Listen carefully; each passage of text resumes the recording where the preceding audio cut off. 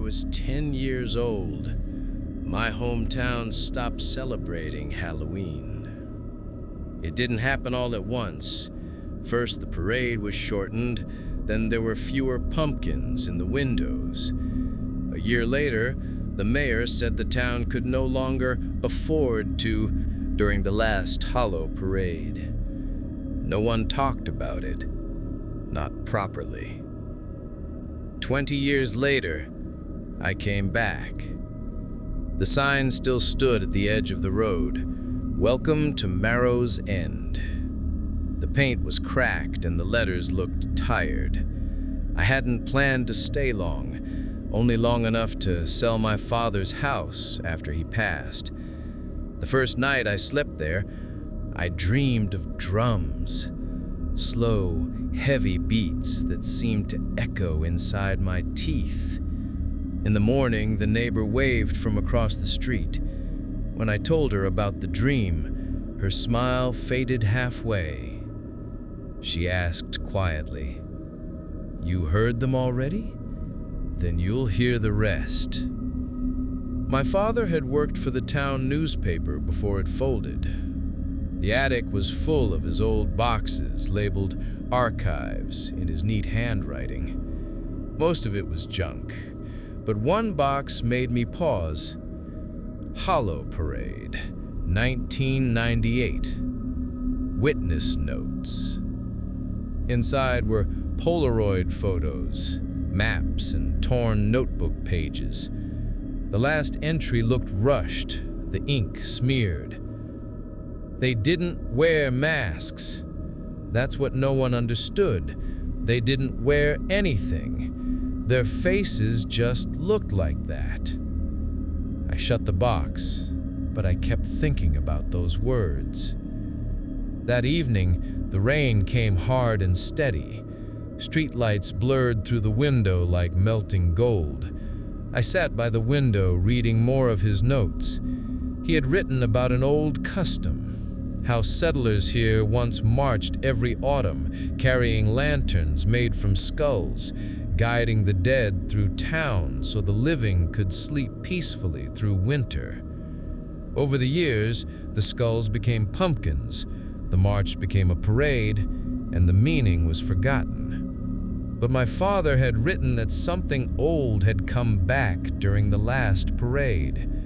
He had seen figures moving between the floats, faces stretched too thin, eyes that didn't blink. After that year, children started disappearing every Halloween until the town stopped celebrating. At the bottom of the page, she had written one last line: "They stop when no one watches." At midnight, I woke again to the sound of drums, soft at first, then closer. The rhythm crawled under my skin. I looked out the window.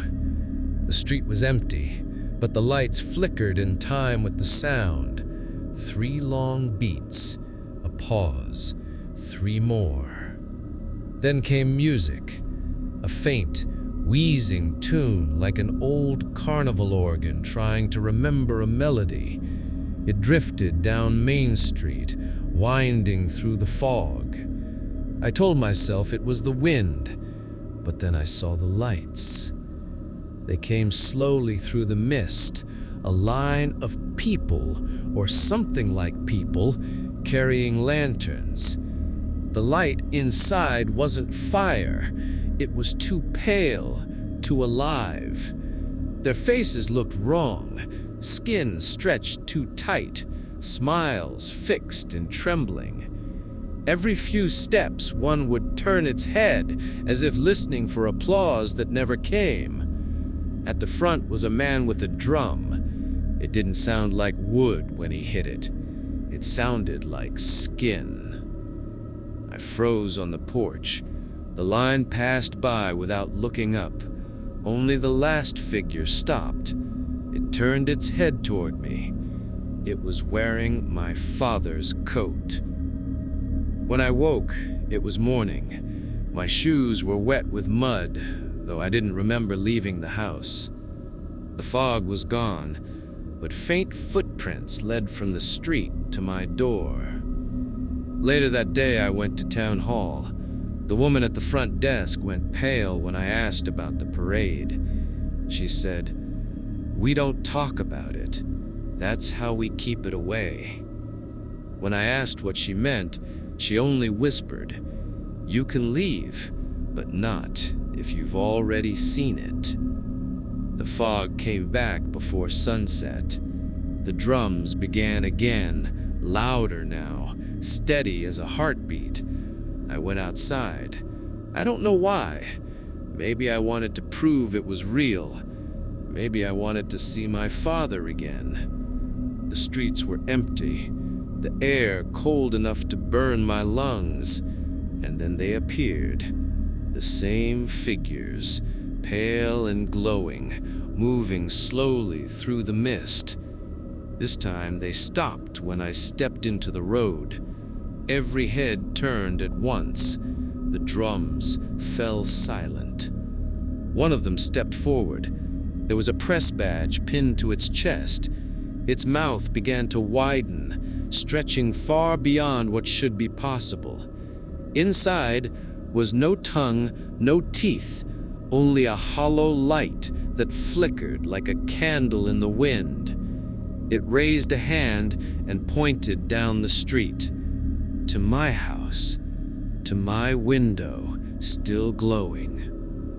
The next thing I remember is waking on the porch again, barefoot.